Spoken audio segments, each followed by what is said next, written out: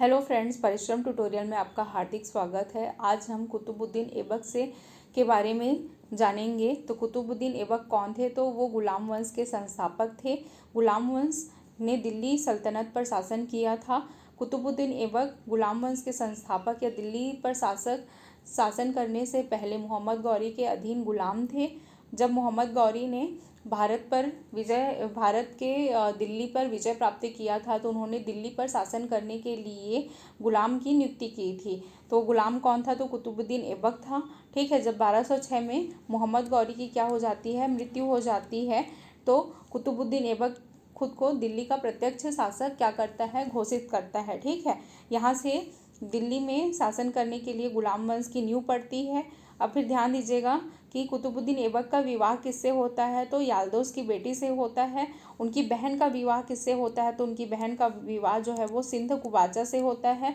उनकी पुत्री का विवाह किससे होता है? तो उनकी पुत्री का विवाह इल्तुतमिश से होता है। इल्तुतमिश बाद में दिल्ली सल्तनत का क्या बनता है? शासक बनता है।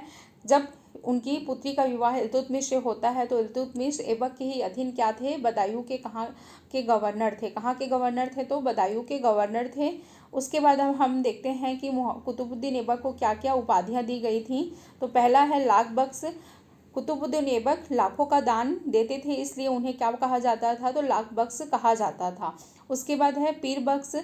कुतुबुद्दीन ऐबक हाथियों का दान देते थे, इसलिए उन्हें क्या कहा जाता था? पीर बख्श कहा जाता था। ठीक है।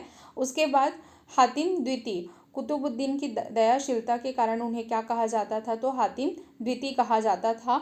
साथ ही साथ में कुरान के कुशल पाठक होने के कारण उन्हें कुरान खा भी कहा जाता था। और उसके बाद मोहम्मद गौरी के द्वारा कुतुबुद्दीन ऐबक को चंद्रमुखी या ऐबक की उपाधि दी गई थी। उनका राज्याभिषेक कहाँ हुआ था? तो उनका राज्याभिषेक जो है वो लाहौर में हुआ था। उनकी राजधानी कहाँ थी? तो उनकी राजधानी लाहौर में थी। एक चीज़ और ध्यान दीजिएगा कि कुतुबुद्दीन ऐबक जब तक दिल्ली पर शासन किए तब तक वो दिल्ली एक बार भी नहीं आए। उन्होंने लाहौर से ही रह करके दिल्ली पर शासन किया था। ठीक है। उनकी राजधानी कहाँ थी? तो उनकी राजधानी जो थी वो लाहौर में थी।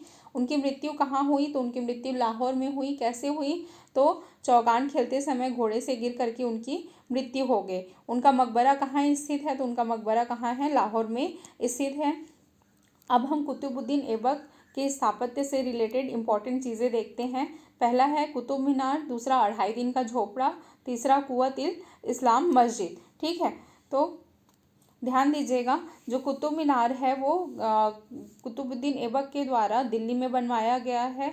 ये किसकी याद में बनवाया गया है? तो ये सूफी संत कुतुबुद्दीन बख्तियार काकी की स्मृति में बनवाया गया था।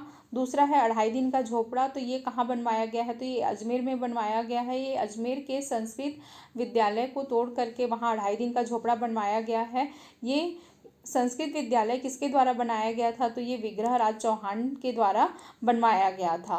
फिर नेक्स्ट है कुव्वत-उल-इस्लाम मस्जिद। ठीक है। ये कहाँ है? तो ये दिल्ली के जैन मंदिर को तोड़ करके बनवाया गया था। याद रखिएगा, ये पहला मस्जिद है जो भारत में बनवाया गया था।